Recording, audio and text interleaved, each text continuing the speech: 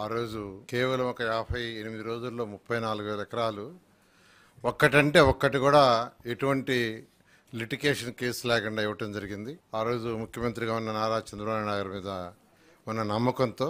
అయితే అప్పుడు ఏదైతే చెప్పామో దాన్ని గత 5 సంవత్సరాల్లో వైసీపీ ప్రభుత్వం చేయలేదు.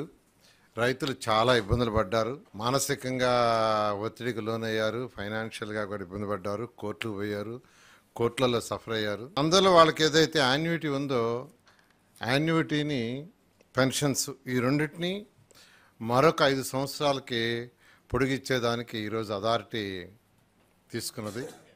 అంటే అంతకుముందు యాన్యుటీలో జరీబ్ అయితే 5,000, జరీబ్ కాకుండా ఉంటే 3,000 ఎవరీ ఇస్తున్న ఎన్హాన్స్మెంట్. అలా కాకుండా ఈరోజు వాళ్ళకి ఎంత అయితే ఉందో అదే అమౌంట్ రాబోయే 5 సంవత్సరాలకి కంటిన్యూస్గా ఇచ్చే విధంగా. అంటే ఈరోజు